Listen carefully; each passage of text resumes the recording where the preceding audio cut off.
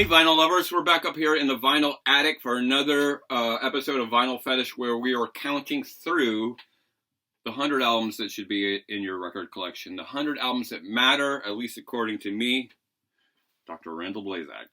And a lot of these records we're talking about, I have a personal connection with. There's something that is like totally zoned into my experience, and that is especially true with the album we're going to talk about today. The very first Go-Gos album, Beauty and the Beat, released July 14th, 1981. Bastille Day, Jouy 14. This is the original cover. It was later re-released on a blue cover. And if you look closely, you can see that it was signed by all 5 members of the Go-Gos. We'll talk about that in a second. There is kind of a cool story that there is a ton of bands from the 1960s that say, I started playing music or I wanted to join a band because I saw the Beatles on the Ed Sullivan show in February 1964. That I saw that and I'm like, that's what I want to do.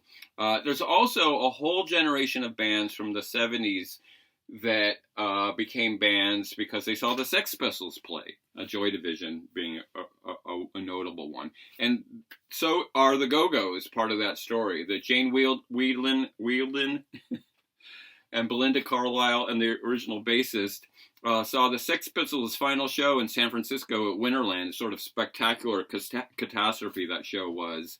Do you ever feel like you've been cheated? You know, that one.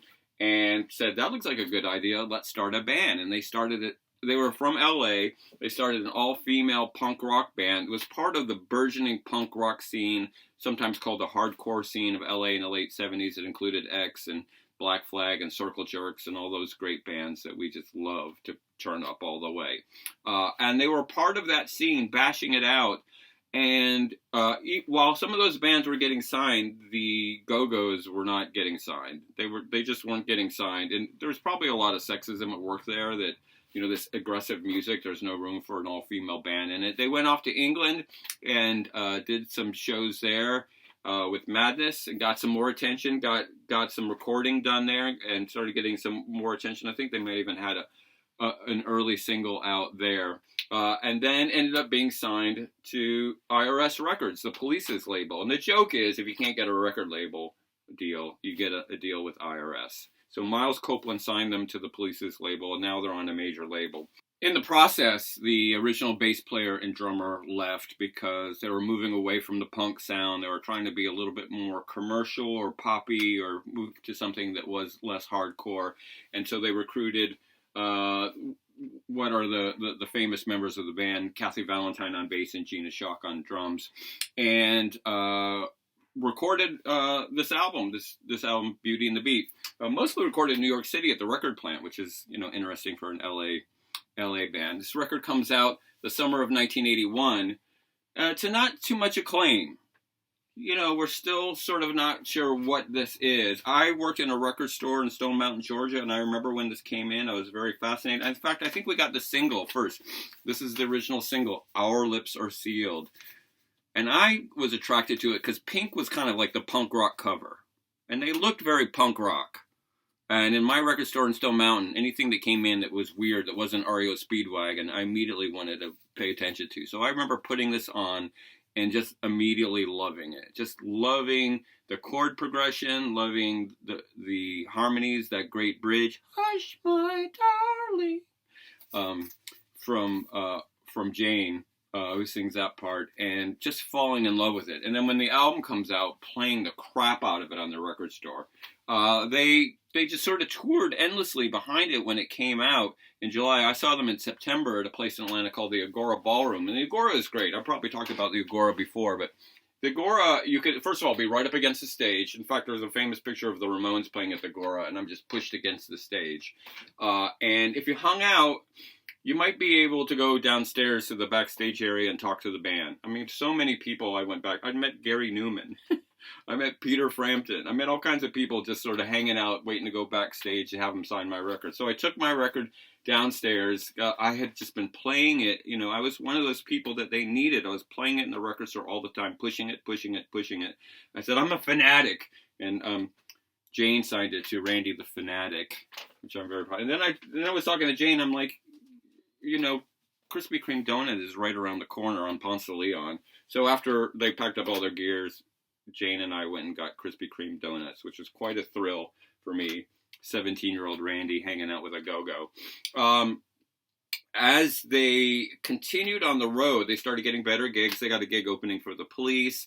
And then the record finally in March just exploded after all these months and went straight to number one. Went to number one. They were a headline tour. Next time I saw them was at the Fox Theater in Atlanta with the Flock of Seagulls opening. And they were kind of this phenomena. Now, it's an interesting story because we didn't have streaming music. We didn't really, MTV was just sort of in a few cities. There wasn't really widespread MTV at the time. There wasn't alternative radio. And there was really no way to get this music other than word of mouth. It was spread by word of mouth. It was spread by walking into record stores and hearing, like, what is this playing? It's so good. It was spread by cool people talking to other cool people, and kind of like a snowball rolling down the hill, it gained momentum and went all the way to number one. It doesn't really happen anymore. Everything is sort of more calculated now. But this record went to number one. And one of the reasons it went to number one, at the beginning, it had some street cred. It had some respected reviewers at Rolling Stone and Village Voice and places like that saying this takes the best of the punk rock ethos and marries it with sort of 60s harmonies and jangle and power pop, and this term we were using a lot in 1981, new wave. This is the new wave sound, but it also had this unique appeal of being five women, of being these women who were doing this, all playing, writing the songs and performing it all. And so it had a little niche. And I have to think, like the Beatles inspired a bunch of bands and the Sex Pistols inspired a bunch of bands. There's a bunch of bands in the 80s that were young girls who saw the Go-Gos and said, I'm going to do that. I want to start a band. I want a band. And if you've ever heard Drew Barrymore talk about it as a young girl discovering the Go-Gos and finding this voice that she didn't know was out there, I'm sure it was incredibly inspiring to a lot of young women. The second single, We Got the Beat, was really big. This is the picture disc of it, Automatic, another one from the record store.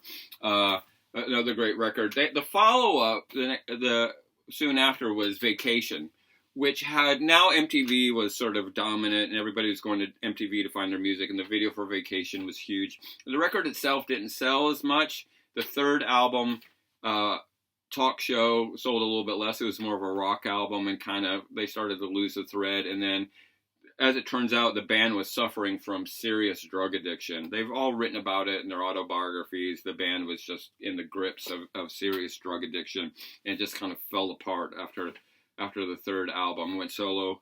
Belinda Carlisle had a pretty successful solo career, and Jane Wiedlin tried to. She did some cool music in the 90s. I remember meeting up with her again in the 90s on one of her little solo tours, playing in a tiny little club here in Portland. And they reunited in the early 2000s for a fourth album, which is pretty good. Sounds like the Go-Gos. It's not spectacular. But the impact was made. The impact was made because these women, wanted to do it on their own terms. And sadly, drugs got the better of them. But in this brief moment, a door was opened for women and rock. And we'll talk about some other artists that sort of stepped through that door, but they really opened this door with this incredibly infectious quality that I have to say, I'm not going to take responsibility for their success, but I think a lot of their success of this first record, Beauty and the Beat, was because people like me were playing the shit out of it in record stores. And then people were walking into record stores and said, what is this? What is this? What is this? I want to buy it. Here's my $6. I'm buying that record and taking it home, and then telling their friends. That type of organic campaign beats any viral video. I mean, it's really based on people who care about music. And that's one of the reasons I love this record, and that's one of the reasons this should be in your collection. The Go-Gos, Beauty and the Beat, 1981. The Fanatic, that's me. They love me. I'm so proud of this record. All right, there's the Go-Gos, I promise. All right, next, we're at number 50. Next record is going to be number 50. I wanted to do something special for our 50th album and our 100 count through.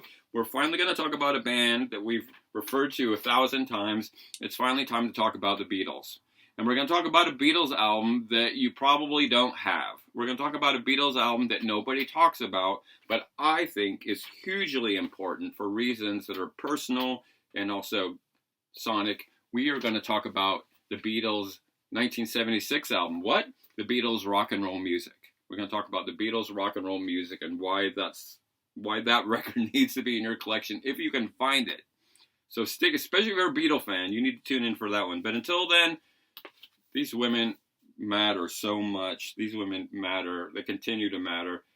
This album matters. This album changed a whole bunch of stuff in the early 1980s. And you matter. So let's talk about it.